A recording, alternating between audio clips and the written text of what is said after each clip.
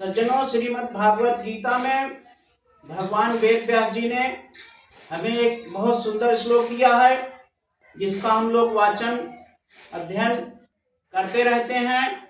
वो श्लोक है, त्वमेव माता च पिता त्वमेव, त्वमेव बंधु च सखा त्वमेव, त्वमेव विद्या त्वमेव द्रविणं, त्वमेव सर्व मम देव देव।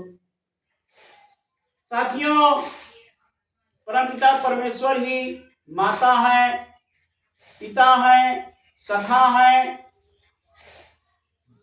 वैभव है, सबसे बड़े देव हैं। अब इसका भाव, आध्यात्मिक भाव साथियों, ये है कि मानव जितने भी जीव हैं सब भगवान के शुद्ध अंश हैं।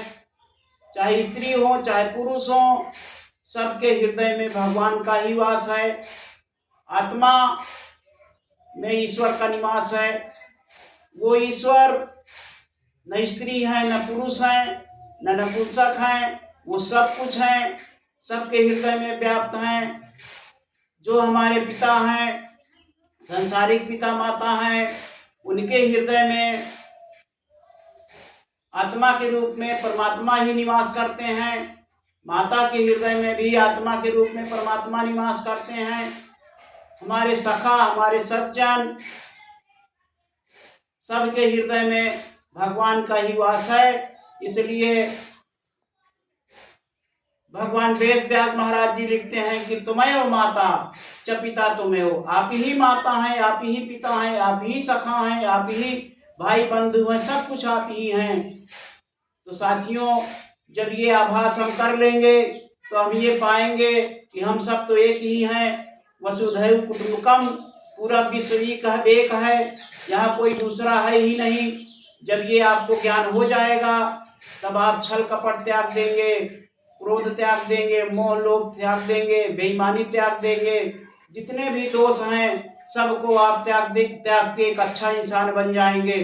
जब तक ये ज्ञान नहीं होता, हमारा ये घर है, हमारा ये मकान है, ये पराया है, वो दूसरा है, तब तक क्रोध रहता है, मोह रहता है, लोभ रहता है साथियों। इसलिए आध्यात्मिक ज्ञान बहुत जरूरी है। जब तक आध्यात्मिक ज्ञान नहीं होगा तब तक आप एक अच्छा इंसान नहीं बन सकते हैं। परमपिता परमात्मा के बताए हुए मार्ग पर नहीं चल सकते हैं। परमपिता परमात्मा की कृपा आप नहीं पा सकते हैं। इसलिए साथियों, भौतिक जगत की विद्या तो कमाने खाने के लिए है। कोई इंजीनियरिंग पढ़ लिया, इंजीनियर बन गया, कोई कानून की किताब पढ़ लिया, जज साहब वकील साहब बन गए, कोई डॉक्टरी की किताब पढ़ लिया, दवाइयाँ जान गया, इलाज करने लगा, धनोपार्जन करते हैं। एक अच्छा इंसान नहीं बन पाते साथियों। अच्छा इंसान बनने के लिए आध्यात्मिकता के हृदय में होनी चाहिए, आध्यात्मिक ज्ञान होना चाहिए, संतों के साथ बैठना पड़ेगा, आध्यात्मिक पुस्तकों को पढ़ना पड़ेगा। इसलिए साथियों, आध्यात्मिक होना बहुत अच्छी बात है। सुख शांति के लिए, एक अच्छा इंसान बनने के लिए, जो देश का विकास करेगा, घर का विकास करेगा, काम क्रोध मोह को त्याग करेगा, तो एक अच्छा इंसान समाज में निकल के जाएगा। उसकी छाप पूरे समाज पे पड़ेगी, गांव पे पड़ेगी, देश पे पड़ेगी, शहर पे पड़ेगी, तब कला शांति होती है। नहीं साथियों, देखते हैं आप लोग अखबारों में कि बड़े बड़े अधिकारी, बड़े बड़े धनी अपने सर्विस रिवॉल्वर से अपने स्वयं को गोली मार के आत्महत्या कर लेते हैं। ये तो भौतिक ताप है। आध्यात्मिकता की कमी होने के कारण, भौतिकता अधिक होने के कारण, भौतिकवाद में ज्यादा लिप्त होने के कारण ये भौतिकता परेशान करता है। इसीलिए लोग अल्प आयु में अकाल मृत्यु को प्राप्त होते हैं।